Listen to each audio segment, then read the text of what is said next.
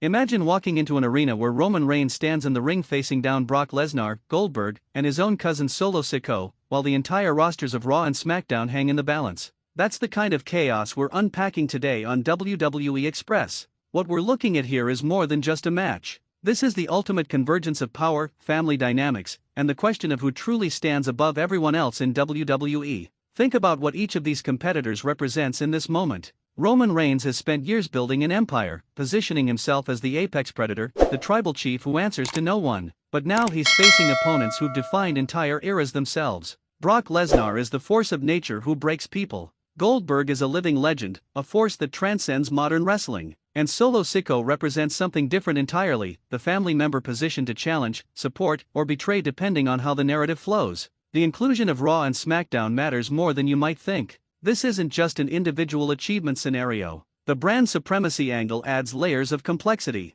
Are Reigns and Sikoa representing the bloodline's takeover of both brands? Is this about proving which roster is stronger? The psychology here suggests that Reigns isn't just fighting to maintain his position. He's fighting to control the narrative that dominates professional wrestling itself. Every victory, every close call, every near fall is a statement about the future of the company. Solo Sikoa represents the internal threat, the family member who's been groomed and positioned yet always exists in someone's shadow. In any match like this, the family connection becomes a wild card. Does loyalty hold? Does ambition overtake blood? These are the character moments that make wrestling transcend simple athletic competition. Solo watching Reigns struggle against Lesnar and Goldberg creates natural dramatic tension. The camera catches his expression as opportunities arise. Does he help his cousin? Does he see an opening? Brock Lesnar brings something primal to this equation. He's never needed storylines to justify his dominance. Lesnar is about raw power and the philosophy that might makes right. In a multi-person match, this actually advantages Lesnar.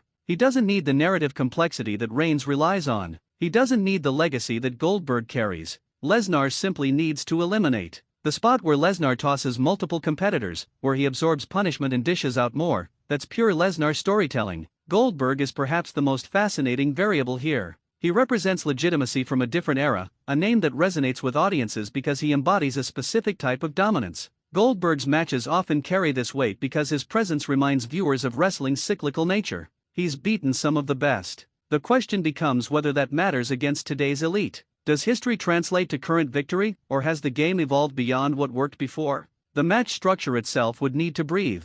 Early chaos, where all 5 competitors are actively involved, tests who's the strongest. Then the match likely narrows as some competitors get eliminated or taken out temporarily. The climactic phase probably isolates Reigns against 1 or 2 others because that's where the ultimate character statement lies. Does Reigns beat Lesnar cleanly? Does Goldberg's presence prevent that, costing someone the victory? Does family turn into betrayal? These moments define the narrative of professional wrestling. What makes this scenario compelling is that every competitor could theoretically win, and each victory tells a completely different story moving forward. A Reigns victory reinforces his dominance but requires him to overcome perhaps the 2 biggest power threats in wrestling history simultaneously. A Lesnar victory challenges Reigns' positioning and opens questions about whether brute force supersedes character work. A Goldberg victory is almost a full-circle moment, suggesting that legacy and proven dominance still matter most. A Solo Sikoa victory would be a coming-of-age story, a moment where the younger generation proves ready to lead. Even a victory by Raw or SmackDown creates brand-specific narratives about superiority and direction. The beauty of analyzing hypothetical matches is recognizing that wrestling's greatest value isn't in predetermined outcomes.